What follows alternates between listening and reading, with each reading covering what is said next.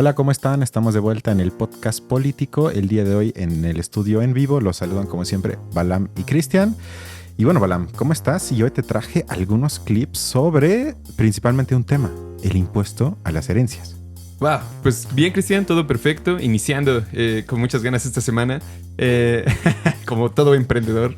Me parece perfecto. Pues vamos al primer clip, que hoy lo que traje es todo de una entrevista que es una vez a la semana del, vamos a llamarle intelectual público, o por lo menos me parece que él mismo se quiere ver de esa forma, Hernán Gómez, con Luis Cárdenas en la estación de MBS. Que eso es principalmente por radio, pero también tienen sus videos en YouTube. Y fueron dos temas. El primero fue el hecho que hubiese tenido que conmocionar a todo el país, que tiene que ver con las fosas clandestinas, que supuestamente son producto de lo que algunos incluso llaman campos de exterminio. A ver qué te parece lo que dicen al respecto. Vamos a escucharlo. Me gustaría ver a un país distinto. O sea, un país que no normalice la violencia, que no le parezca que esto es algo común, que no aceptemos que esto, o sea, ve la fotografía de hoy del Universal, los zapatos. O sea, parece Auschwitz, parece el museo de... Parece el museo de Auschwitz. Es un pequeño Auschwitz, son pequeños. Digo, si alguien que nos escucha o nos ve ha ido al museo al memorial de Auschwitz, esto es una pequeña representación de eso. Ahora, son cientos de jóvenes. Cuando escuchas el testimonio y ves y lees algunos otros testimonios, es bien doloroso. Chavos que dicen, pues nos obligaban a cavar las fosas todos los días. Fíjate. Todos los días. Hay una zona, deja tú los zapatos que impactan. Hay una zona donde los quemaban. Hay una zona donde los desmembraban, los descuartizaban. Hay otra zona donde los obligaban a pelear entre sí hasta muerte. Pero no es el único. Acaba de descubrir uno en Tamaulipas. Hay varios en Sonora. Han encontrado en Michoacán. Hay en Guanajuato. No es el único. Y no es nuevo. Ha pasado y este debiera mucho tiempo. ser el tema... Y este debiera ser el tema todos los días. La neta, o sea, sí. debiera ser, o sea, no es posible que lo veamos como algo tan normal. Y claro, pues es cierto, este gobierno tiene una capacidad de hacer que hablemos de otras cosas, claro, de llevar la discusión pública hacia donde quiere. Pero los medios, perdón Luis, pero los medios no tienen por qué irse por esa vía. O sea, los medios, yo sí creo que a este tema le tendrían que estar dando mucho más. ¿Cómo ves tú este punto? Porque yo cuando vi las imágenes pensé automáticamente, bueno, eso es de un museo, de un campo de exterminio, no necesariamente Auschwitz, pero de algo que no es de México. Y cuando ya me di cuenta que no nada más que es de México, sino es de México en la actualidad, sí más que me afectó emocionalmente, sí me surgieron muchas preguntas, sobre todo para un gobierno que se asume como el de la paz y que ya no es lo mismo que antes, que ya no hay ese tipo de matanzas como en los gobiernos que ellos dirían del famoso PRIAN, etcétera. Y sobre todo, como siempre, tristemente en México, que se trata de víctimas pues, de gente pobre. Es decir, que no tiene lobby, que no tiene el respaldo en medios ni el poder en ninguna de sus formas, para que me parece que eso cause más escándalo. Que la excepción para mí sería Ayotzinapa, que eso por alguna cuestión que sería tema para otro podcast se convirtió en una especie de símbolo nacional del dolor de las desapariciones forzadas. Pero si uno ve el número, hay muchos cientos de miles más que no tienen el impacto en la opinión pública como lo de Ayotzinapa, y esto ya sería una escalada más, pero no sé cómo lo veas tú, pero sí me asustó que no haya asustado a muchos mexicanos como otros hechos. O sea, si lo comparo con, no sé, algo que hizo Calderón en España, de eso se habla una semana en todos los medios, pero algo tan brutal que no es fácil de explicar. O sea, yo no digo que automáticamente sea culpa de Sheinbaum, sino algo que diría, a ver, tendríamos que escuchar expertos, preguntarnos por qué pasa eso, desde cuándo, cómo poder combatirlo, aunque sea mínimamente, pero que eso, digamos, sea el centro de la discusión pública por lo menos un tiempo, y no lo veo y sí me asusta eso. Pero fíjate que yo siento que sí más o menos se está discutiendo, o por lo menos, digamos, en redes sociales, quizás ese es mi ámbito de alcance, a lo mejor debería de serlo mucho más, pero sí, yo por lo menos sí he visto que la mayoría sí está emitiendo una opinión. O sea que yo sí lo he visto como más o menos tematizado, que sí he notado un poco ello. Sin duda, creo que sobre todo, digamos, Sheinbaum y la clase política son los que menos han hablado de eso, como que lo han tratado de minorizar. digamos, ellos seguramente ahorita esta clase política no lo está intentando tomar mucho en consideración, pero por otro lado, digamos, más allá de la noticia en sí como tal, yo creo que impacta en gran medida porque no es la única, o porque las personas lo relacionan, o es más bien la gota que derrama vaso para muchas personas. Yo creo así, o sea, sí es algo que causa indignación, por eso se está hablando, pero como tú lo dices, en realidad la mayoría de los desaparecidos y de las desapariciones ocurren sin tanta espectacularidad y quizás nunca se vuelve a encontrar absolutamente nada. Que han incluso fosas comunes, ¿no? También con cientos de cuerpos que han encontrado. Digamos, ahí yo creo que el problema está en cómo nosotros, no sé, o sea, ¿cuál ha sido el papel del Estado respecto de eso? Porque bien lo has dicho que ninguna de las dos clases políticas, tanto la anterior como la que está actualmente, han podido como controlarlo en gran medida. Entonces, No, sí. por un lado, digamos, es cierto que existe como esa falta de interés real,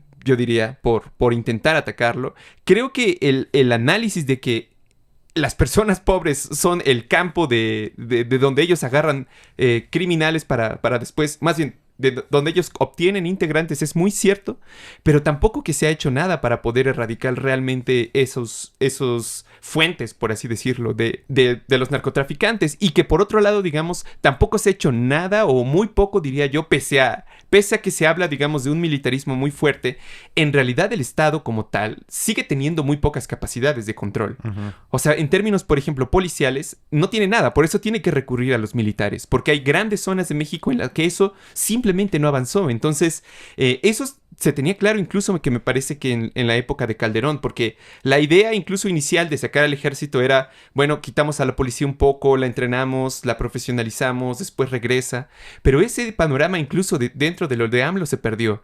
Yo creo que muchas personas lo confiaron porque pensaron que quizás la Guardia Nacional cumpliría ese papel, pero en realidad no necesariamente está cumpliendo ese papel. Más bien es un grupo paramilitar del gobierno, como lo son las Guardias Nacionales en otros gobiernos, que en este caso le está sirviendo para contener a los migrantes, pero no necesariamente pareciera contra el narcotráfico. Entonces, no sé, o sea, creo que el evento es difícil, pero sí que creo que si vamos a criticar la situación, debemos de partir de una visión o de una crítica sistémica a la situación que está pasando. O sea, que no es algo nuevo y que efectivamente no vemos como de alguna manera que se den pasos fuertes, por lo menos en el establecimiento de esa normalidad institucional, no lo sé, que debería de primar en todo estado.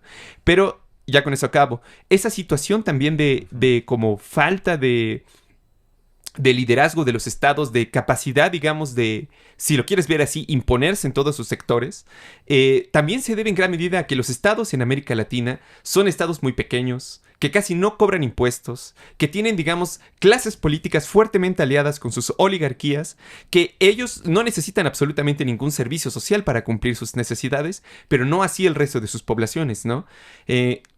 Pero bueno, creo que sí es una situación muy compleja, pero creo que no debemos de perder de vista que es parte de un, creo yo, fenómeno más amplio. Estoy de acuerdo. Hablando de impuestos, vamos al segundo tema que tampoco está muy presente en el espacio público, que tiene que ver, como ya dejé entrever en la introducción, con el impuesto o no a las llamadas herencias. Vamos a escuchar el primer clip de este programa. Porque son la gente, los hijos de papi que esperan heredar una gran fortuna, por la cual nunca trabajaron ni movieron un dedo, esperan recibir 20, 30, 40, 100, 200, 300 millones de pesos. Empieza desde 15. Sin pagar un peso de impuestos. O sea, como, oye, tú no tienes ningún mérito en esa riqueza, perdón. Me da chance nada más de dar el contexto rápido. Ok, vamos a dar el contexto. La Ciudad de México está en su Asamblea Legislativa de la Ciudad de México. Aquí solamente, si esto se aprueba, solamente aplicaría a la Ciudad de México. Hacer una especie de impuesto a la herencia. Si digo alguna cosa mal, corrígeme por favor, Hernán. La propuesta viene, cosa curiosa que dices hijos de papi, viene del Verde. Sí, pero es un diputado más bien que se Víctor identifica... Hugo Varela. Sí, pero él más bien se identifica como de Morena. Es Bueno, estos es del que... Verde. No, pero es de estos que Morena metió a través del Bueno. Verde, ¿sabes? Pero es Morena. La iniciativa es gravar cualquier donación que supere los 10 millones de pesos. No son 15, perdón, son 10 millones. 15 según... ¿Son 15? Bueno. Sí, de 15... Sí, son tres De 15 rangos. para arriba. Mira, de 15 a 60, 10%. De Ok. 60 a 150, 20%. Y de 150 millones en adelante, 30%. 30%. Ok, eso es el contexto de la propuesta de un legislador. Lo más seguro es que no pase, ahorita ellos van a hablar también de eso, pero eso es el fundamento del programa de hoy para discutir eso. Y si se fijan, comienza a partir de los 15 millones de pesos. Ustedes pregúntense, ¿cuánto van a heredar? ¿Van a heredar cosas que valen 15 millones de pesos? Yo diría que eso afecta al, no sé si el 10% y si no es que nada más el 5% de los mexicanos.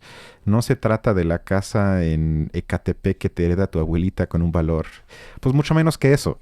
Ni de lo que le queda a tu abuelita en su cuenta de banco, nada de eso. Eso es totalmente libre de impuestos, sino se comienza con un 10% a partir de 15 millones y luego, lo cual me parece correcto, progresivamente aumenta entre más grande es la herencia. Vamos al siguiente clip, a menos que quieras comentar algo. Bueno, un poco sobre Ok. eso, mencionar que justamente, por ejemplo, los impuestos en Dinamarca, los máximos se topan en 50%. O sea, A la gente, herencia te refieres, ¿no? a la herencia. Sí, O sí, sea, la sí, gente correcto. más rica tiene que dar el 50% de su riqueza. Eso también pasa en Francia, 45%.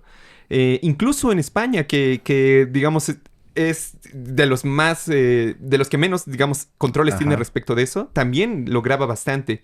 Es decir, 30% no es mucho, en realidad. Y tú estás hablando de que te quitan la mitad si son millones de dólares o millones de euros en este caso. O sea, de nueva cuenta, no es si heredas $500,000 de pesos o ni siquiera $500,000 de dólares que ya te van a quitar cosas, sino si heredas muchísimo, a partir de ahí entra un impuesto. Qué bueno que clarificas eso. Vamos al siguiente clip. O sea que si tú heredas 15 millones de pesos, Ajá. tienes que darle 1,5 millones al gobierno. Pues sí, Es el 10%. sí. No es al gobierno, es al Estado mexicano. Es al gobierno. De hecho, es al gobierno de Clara Brugada. Y con... Traje este clip porque eso va a ser la actitud de Luis Cárdenas como bufón de la élite en México, de la cual él se asume parte sin que me parece que económicamente lo sea, pero ya desde ahí reafirma un prejuicio de muchos mexicanos, o no mexicanos, sino de mucha gente en el mundo, que es, me está robando el gobierno. Es algo que me está quitando el racket, la mafia del gobierno, dinero bien habido, trabajado por mi familia, por mis ancestros, como le quieras llamar, pero ya lo ven como un robo y por eso ni siquiera son capaces de diferenciar entre gobierno y Estado, que el gobierno nada más es una parte del Estado sin que sea el Estado. Tampoco se pone a pensar para qué podría servir ese dinero, sino nada más es como yo soy el antagonista aquí. Yo contra el gobierno, yo contra el Estado. Y lo resalto de esa forma porque eso es la ideología libertaria que va creciendo en el mundo. Esa es la posición que firmaría Salinas Pliego en México, Elon Musk en Estados Unidos, Milei en Argentina, y la lista sería muy larga. Que el gobierno lo único que hace es robarte y el Estado, todo lo público, es tu enemigo. Y si nos ponemos en una posición así, pues entonces no nos quejemos, porque eso va a ser una de mis conclusiones hoy, que haya fosas clandestinas, porque eso en últimas instancias me parece la consecuencia de ese libertarismo que implica que todos contra todos y que pues, no hay bienes públicos, sino yo me quiero quedar con lo mío y los demás pues que se rascan como puedan. Sí, completamente. De hecho, la delincuencia en general es un fracaso, siento yo, de que un Estado es incapaz de tener herramientas para eso. Pero también la pobreza y muchas otras cosas, digamos, el retraso educativo, en gran medida se debe a que no solo México, en general los estados latinoamericanos son sumamente pobres. O sea, es realmente, digamos, muy avasallador la diferencia, por ejemplo, de los impuestos que se cobran en América Latina comparados con los impuestos que se cobran en Europa. Porque, por ejemplo, en América Latina el nivel impositivo, es decir, cuántos impuestos se cobran, es muy bajo. Cerca del 20%. De impuestos, es bajísimo. El promedio de la OCDE de los países desarrollados es 32.5, pero digamos hay lugares en Europa donde la carga impositiva llega a casi el 50%, pero eso al mismo tiempo justamente permite sostener servicios sociales, permite digamos servicios de educación, servicios públicos de salud, transporte. ¿Qué cosas que, digamos, las personas por sí mismas o, digamos, con un salario normal serían incapaces de solventar, ¿no? Pero, de alguna manera, como tú lo dices, la idea de que los impuestos nos roban a nosotros, de que nos quitan un poco de dinero y todo lo demás, es, como tú lo dices, una idea profundamente ideológica que cambia... Bueno, tiende prácticamente al asesinato entonces de los estados, o más bien diría yo, de los servicios o de las partes de los estados que se dedican a servicios públicos. Sí. Que básicamente sería un ponerle alto. Si ya no hay servicios sociales, si ya no se dan impuestos, entonces significa que únicamente los que tienen propiedad van a poder salir adelante. Porque ellos, los ricos, no solo pueden evadir el pago de impuestos, sino que también pueden evitar las consecuencias de tener un Estado débil por medio de seguridad privada, educación privada, sanidad privada. Y para el resto de personas que no lo tengan, pues es su problema, ¿no? Que Dios les ayude. Sí. Vamos al siguiente clip que Hernán nos va a hablar justo de algunos datos. Esto no va a pasar. Te voy a decir por qué. No va a pasar porque lo peor que le puedes hacer a las élites de este país es tocarles con el pétalo de un impuesto. O sea, ellos están primero dispuestos a que les quiten la democracia a que les toquen sus bolsillos mínimamente. Pero la verdad es que la captación fiscal en este país sigue siendo bajísima. A pesar de los esfuerzos que ha hecho la 4T por cobrar impuestos, México cobra cifras de 2022, 16,9% del PIB de impuestos. Ujú. El promedio de América Latina es 21,5%. El promedio de los países de la OCDE, que se supone que nosotros estamos ahí, no se supone, estamos, es 34%. Pues Entonces, sí, de ese pero- 16,9%, Ujú. hay que quitarle todavía 7,6% Sí, pero- de hidrocarburos. Entonces, recaudamos muy poquito y los ricos no pagan. ¿Y tú crees que van a pagar Pagan con la bien reforma? poquito. Mira, ¿Tú crees que van a pagar realmente con la reforma? Bueno, Hernán ya dio algunos datos y Luis Cárdenas, incluso los que ven el video lo están viendo, se reclina y dicen, ¿tú en serio crees que van a pagar? Con una soberbia de decir, a pesar de que lo que me dices es innegable, porque no le dan ningún argumento en contra, sino dice, pues no hay salvación, pues no van a pagar. Deja los esfuerzos de hacer el país un poco menos desigual, un poco más justo, porque no van a pagar. Y a menos que tengas algo, si quieres vamos al siguiente clip donde van a debatir que por qué según no van a pagar y van a intercambiar los argumentos. A ¿Ok? ver, venga. los vienen diciendo desde hace mucho que si cobras impuestos el capital se va a ir. Eso no es cierto. A ver, mira, muchos países del mundo cobran impuestos de este tipo. Eso es cierto. Muchos. Y no se va el capital. O sea, a ver, Francia cobra del 5 al 45% de impuestos a la herencia. España de 7,6 al 34%. Alemania cobra a partir de los 500,000 euros, pero entre 7 y 50%. Ya. 50% de la herencia te la saca el Estado. Italia del 4 al 8. Inglaterra 40% Oye, para una- herencias superiores. Una a duda, no, tal. yo nomás pregunto, en alguno de esos países, Italia, Gran Bretaña, España, Francia, ¿hay fosas clandestinas como las de Jalisco? No, no me En cambies alguno el de tema. esos países hay un sistema de salud en donde no hay medicinas. Vamos en a- alguno de esos vamos. países te extorsionan cuando quieres poner un negocio. El pendejo del año, Luis Cárdenas. O sea, este clip, y te lo platiqué ayer que fuimos al cine, no pude creer la incapacidad intelectual de asociar esas dos cosas que obviamente van de la mano. O sea, no entiendo si lo hace a propósito o si en serio está tan pervertidamente manipulado por la ideología neoliberal de su empresa o que él ya asumió, o sea, como haya sido, que ya no es capaz de decir, a ver, ¿por qué en esos países, sin que sea el paraíso en esos países, pero por lo menos no hay fosas clandestinas ni la desigualdad tan extrema como en México? ¿Por qué hay, como bien dice, sistema de salud, no hay fosas clandestinas, no el crimen domina ya muchos estados, sale sin miedo a la calle? ¿Por qué será eso? Tendrá que ver, en parte, no es la única explicación, con un pago de impuestos más justo que, entre otras cosas, sale de la herencia. ¡Ah, caray! ¿Cómo voy a hacer un mejor sistema de salud? Pues con más dinero. ¿De dónde va a salir ese dinero? Con un cobro de impuestos.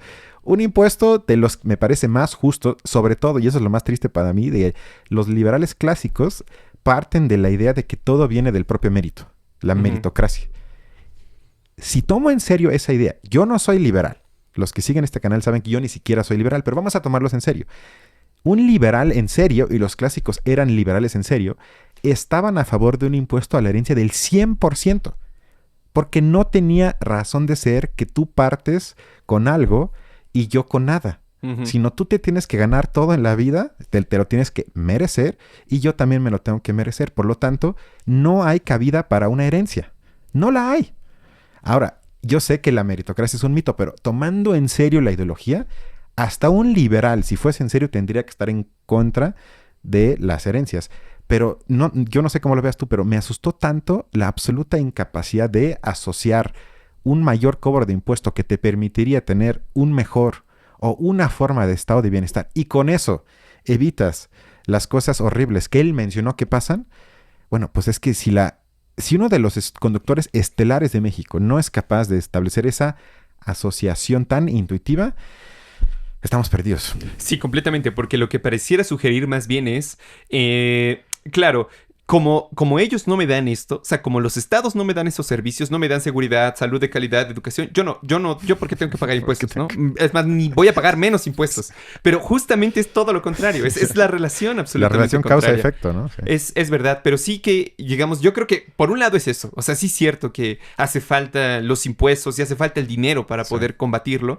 Pero también por otro lado, no creo que incluso digamos con los recursos que se tiene en buena medida, no se puede hacer un buen trabajo de combate al crimen. O sea, ahí también, digamos, creo que si estoy de acuerdo contigo respecto del dinero, por otro lado también es importante que justamente la estrategia no sea matar o tirar balazos a lo loco, que digamos durante mucho tiempo de la administración de Obrador se ocupó como una frase burlona, como una forma de, digamos, disminuir un problema muchísimo más complejo, pero que sin embargo, digamos, si tú revisas a los que analizan el problema de la violencia te van a decir, pues es que hay muchos pobres, la pobreza genera, digamos, gente que necesita o que el dinero va a buscar, digamos, maneras de hacerlo, y si no hay oportunidades va a explotar. Entonces, yo también creo que hay una gran incapacidad de la clase política, una mediocridad respecto fue incapaz de hacerlo. Por lo menos AMLO, que era el primero que sí se lo proponía y que la gente lo votó para eso, que por eso se hizo un desmadre de lo de Ayotzinapa, porque en su momento fue un rebase de agua, que ya la clase política perdió totalmente la legitimidad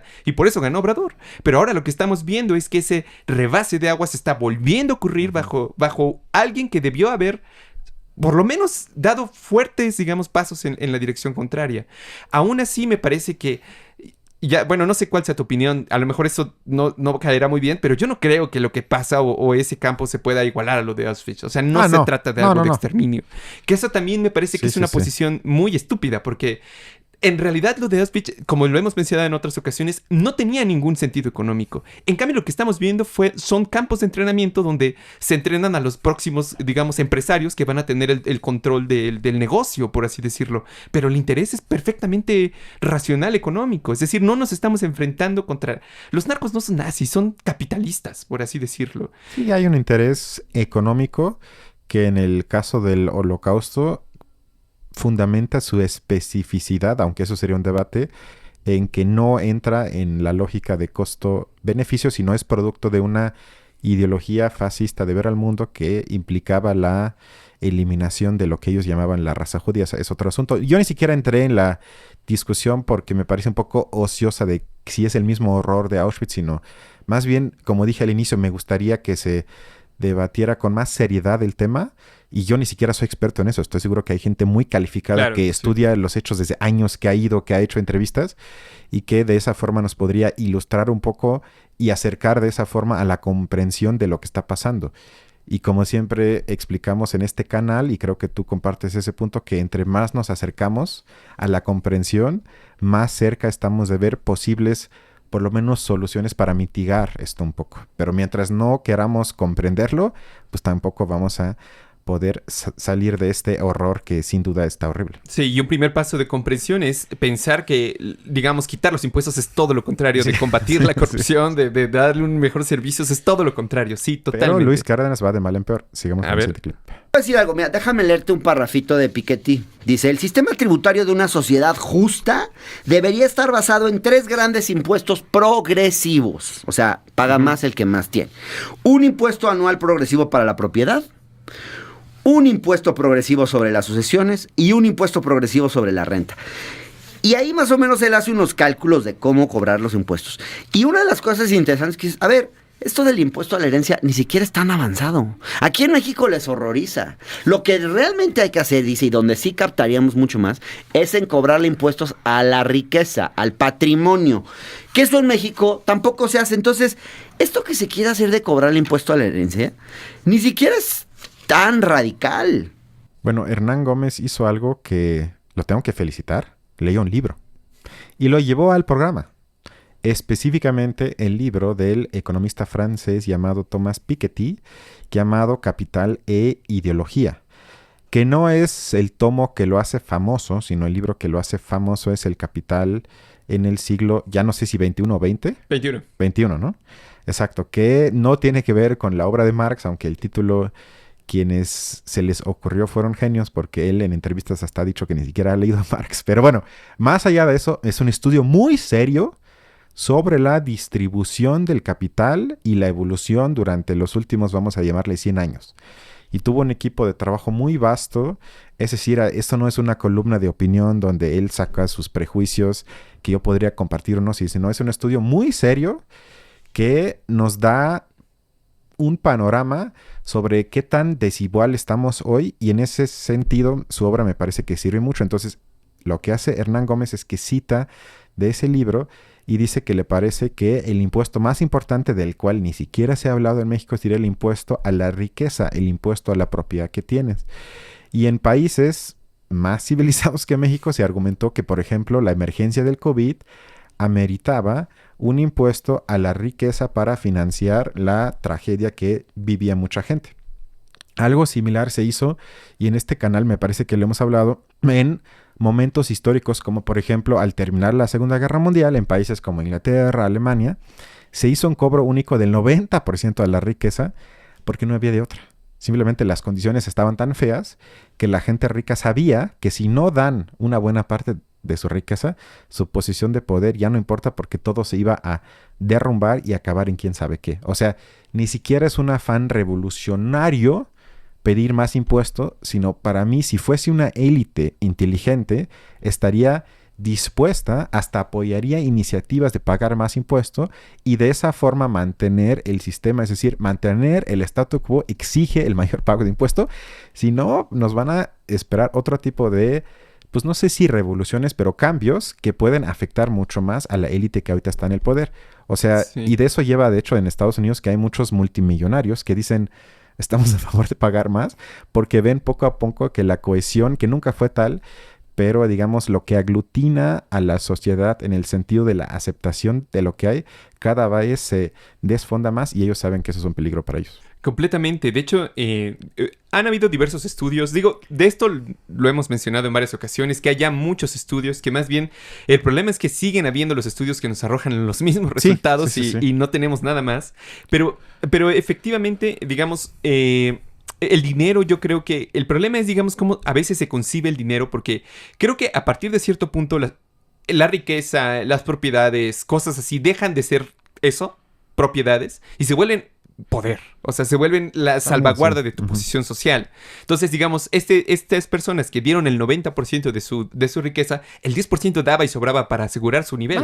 O sea, en una muy buena medida, digamos, no era que su estilo de vida estuviera en riesgo, sino más bien su posición dentro de las relaciones de poder, porque puedes comprar personas, mover capitales, ¿no? Y, digamos, si lo vemos desde ese punto de vista, el dinero es un gran coordinador social, te permite coordinar a muchísimas personas. Y si la gran mayoría se va privatizando, del dinero que se produce en una sociedad se va quedando en manos privadas, pues son manos que al final de cuentas no van a tener ningún... la democracia no puede pasar esos ámbitos, ¿no? Entonces queda básicamente en una especie de autoritarismo de los empresarios muchas veces, que yo creo que es lo que le está pasando un poco a... la infraestructura espacial, porque no sé si sabes, pero por ejemplo, la NASA hace ya unos años ha dejado de hacer como proyectos importantes al interior, como ya no tiene a la Unión Soviética compitiendo, ya no tiene tampoco esa urgencia por invertir grandes cantidades. Que era muchísimo dinero. Era muchísimo dinero, estoy de acuerdo, pero una buena parte del periodo neoliberal simplemente no se le invertía. Sí. Hasta que Elon Musk vio y dijo, caray, de aquí yo puedo sacar dinero. Y entonces ahora también Amazon y otros, digamos, grandes empresarios se están metiendo a la cuestión del espacio. Y entonces la NASA, digamos, redirige impuestos, dinero público, que todo se va hacia ellos, pero los contratan como contratistas. Yo te pido un lanzador, te pido tal nave para tal, y entonces poco a poco, a través de esos contratos, ese dinero deja de ser gestionado por lo menos por instituciones públicas y se vuelve más bien del ámbito privado. Y ellos deciden en qué invierten, en qué no invierten, qué vale la pena, qué no vale la pena investigar. Y eso, sinceramente, sí me parece como súper triste. Y es de lo que habla Piketty a fin de cuentas, de cómo ese dinero se concentra en pocas manos y ellos en consecuencia pueden dirigir una muy buena parte, digamos, de los procesos sociales.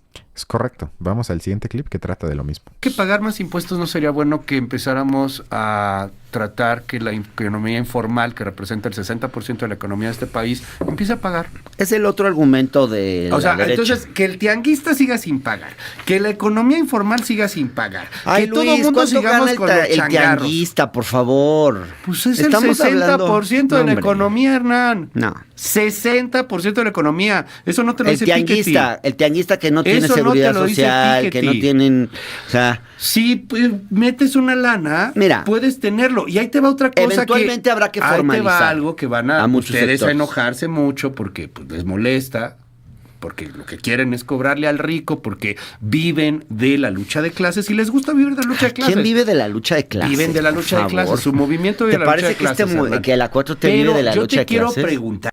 Bueno, este clip ya delata por completo a Luis Cárdenas. O sea, imagínense nada más. Él dice que la 4T vive de la lucha de clases.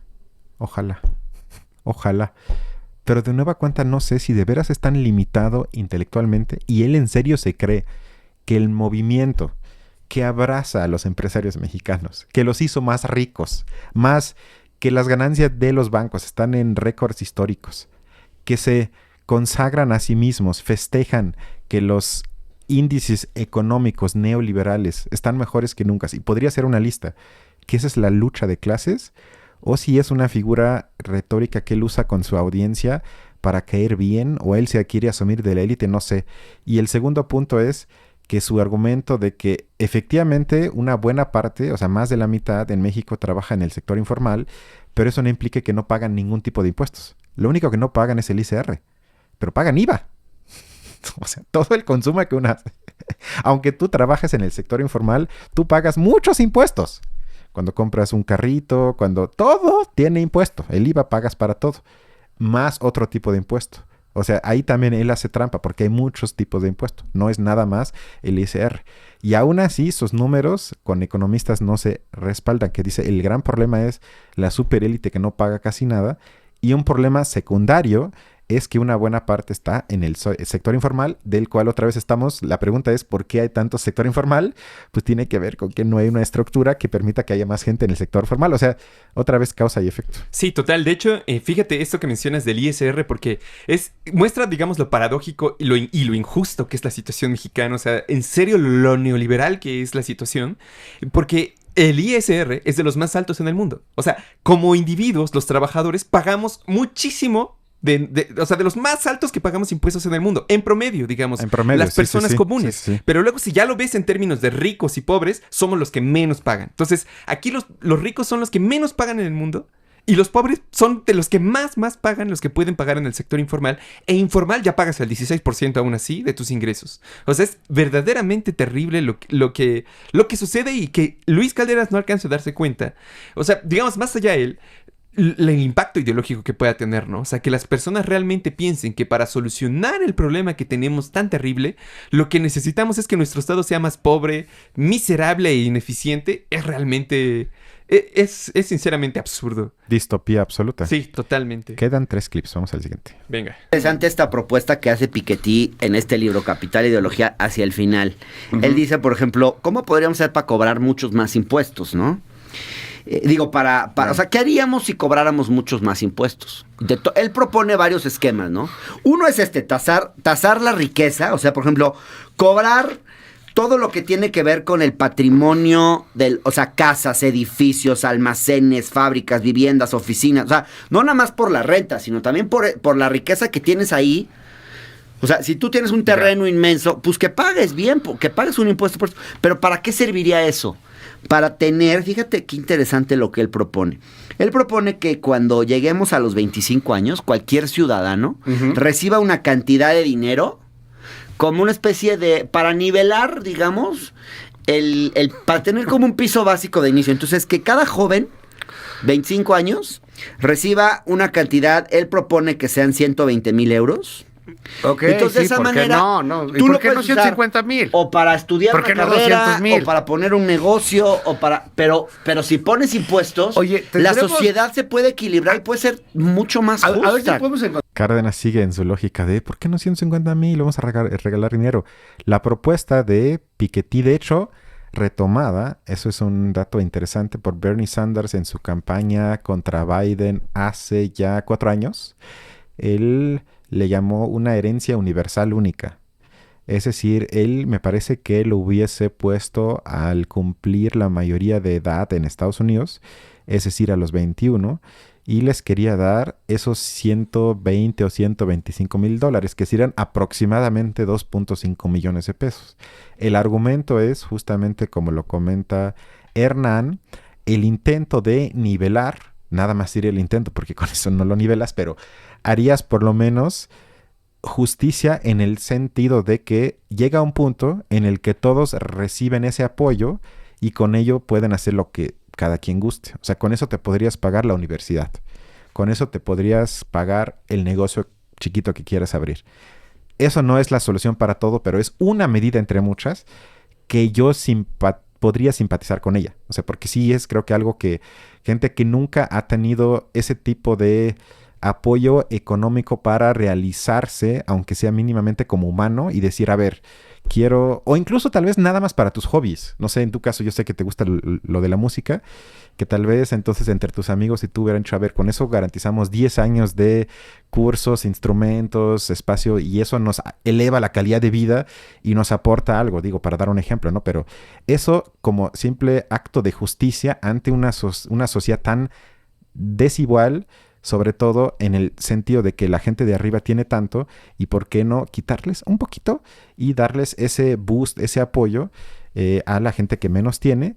El problema sería, obviamente, que es para todos. Entonces también lo recibe el hijo de Slim como el hijo de la ama de casa de Iztapalapa o de Chiapas. Porque si no ya te meterías en problemas de, bueno, a partir de qué punto sí se lo das o no. Eso me diría igual. Yo hasta diría que sea universal, porque al hijo rico le daría igual, diría, bueno, esto es un dominguito más para mí, pero para la gente que no tiene nada, sí tendría el potencial de cambiar sus vidas, aunque sea mínimo, pero como izquierda yo creo que valdría la pena. Sí, sobre eso, digamos, incluso las propuestas relativas al ingreso mínimo universal, creo que también apuntan en ese sentido, que a diferencia de esto sería constante y no de una sola vez, pero sí, digamos, estoy de acuerdo que por lo menos nos permiten soñar un poco con formas, digamos, en las que las personas no tengan que estar todo el tiempo atadas al trabajo. O sea, que realmente podamos ver cosas que valgan la pena. Por ejemplo, la mejor música que se escribe es de gente que se ha podido dedicar su vida a eso y que ha tenido el tiempo y no se ha tenido que preocupar por ello. Los mejores, digamos, de la literatura también en una muy buena medida han sido personas que han logrado conseguir, a lo mejor no en todas las ocasiones una situación óptima, pero sí mínima para que no les moleste en el momento o no interfiere en su proceso creativo. Entonces, las mejores cosas de la humanidad, de nuestra creación, de nuestro potencial, se liberan justamente cuando tenemos la oportunidad de intentarlo, de hacerlo. Por lo menos sí, para mí esa propuesta de Piketty, que ya la he leído en otras partes, y esas otras propuestas del ingreso mínimo universal, me parece que sí dejan ver ese por lo menos, digamos, panorama utópico en el que no todas las personas tienen que esclavizarse, o que no tenemos que esclavizarnos toda nuestra vida por un trabajo. Es muy interesante esa propuesta. Estoy de acuerdo. Vamos al penúltimo clip. Yo prefiero. Tú tan Carlos sí. Slim, yo tan Piketty. Bueno, cada quien. Sí, nada más que Piketty no ha hecho ninguna empresa. Piketty no ha generado ningún empleo. Ah, Piketty ya vas lo a que salir está con haciendo- ese discurso. No, cuando dice Carlos Slim, Eso es si estos son súper- los Nobeles de economía, pues qué güeyes. Pues Más o claro menos que, así Slim, se va. claro que Slim le incomoda que quieran cobrar ¿Y impuestos cuántos a la riqueza, impuestos a la ¿Y cuántos herencia, impuestos ha pagado Slim?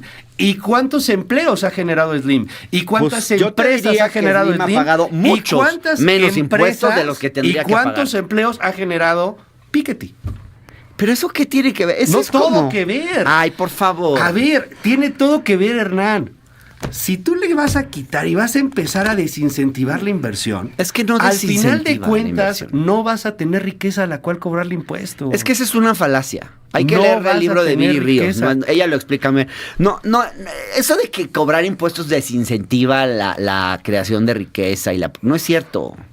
No es cierto. Esos son trucos y mentiras. Y la derecha lo repite mucho. Ha generado Piketty? ¿Qué tiene que ver? O sea, ¿Cuánta pero riqueza él no ha es generado empresario, ¿por Piketty? qué tiene que...? O sea, me deja sin palabras ese tipo de clips. O sea, es como si...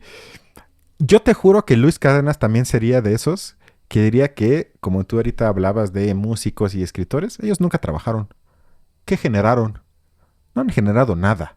Ningún tipo de riqueza. Sería esa gente que diría Marx fue un huevón. Deja a Marx. Cualquier escritor histórico, escritora, compositor, lo que tú me digas. Pues ellos, ¿qué hicieron en la vida? ¿Cuántas empresas abrieron? ¿Cuánta riqueza generaron? O sea, ese tipo de comparaciones... Yo me quedé también como Hernán Gómez y dices, bueno, ¿qué vas a hablar ya con alguien así? O sea, para él, el mundo es dominado por los empresarios y debemos estar agradecidos que además le llama generadores de empleos que generan la riqueza. O sea, ya se tragó el discurso ideológico, pero a rajatabla. O sea, parece ya un robot neoliberal que argumenta así. Y siento que ahí queda nada más una cosa. Y ese es el siguiente clip. Y es el último y ahorita dices algo. A ver. Que eso es lo único que me parece que queda ante gente así. Este asunto del rico contra el pobre. Hay que quitarles todo. Pues sí, ¿a poco tú crees que el rico y el pobre podemos vivir en la fantasía de que el rico y el pobre pueden ser amiguitos y todos felices y contentos? Entonces sí hay lucha de clases, ¿verdad? Sí hay que alentarla. En mi opinión, sí. Felices y en mi contentos, opinión, sí, claro que hay que los alentarla. Hay que claro alentar que hay que alentar la de lucha de clases, hay que alentar Está bien, las está bien. huelgas, hay que alentar huelgas. las movilizaciones, hay que exigirle bueno. al capital que pague impuestos. Claro que hay que hacerlo, pero lo que te quiero decir es que ¿Para qué? no Para es que cierto que la podamos 4T esté en eso. 120,000 La 4T euros tiene para miedo de cobrarle regalarle. impuestos a los ricos. La 4T ni siquiera es tan de bueno. izquierda. Es mucho más una cosa discursiva que real. Cuando se trata de lo real, pues les tiembla bastante el pulso. Esa es la verdad. Porque los ricos, los millonarios de ese país tienen mucho poder. Hernán, ya se nos pasó. Al final él ya no supo qué decir, gracias que ya se cayó Luis Cárdenas, pero yo no sé cómo lo veas tú, pero desde mi punto de vista, cuando contestan así, es el enemigo de clase. Sí, o sea, yo creo que aquí Hernán me sorprende, sinceramente, comparado con otras ocasiones que lo he escuchado.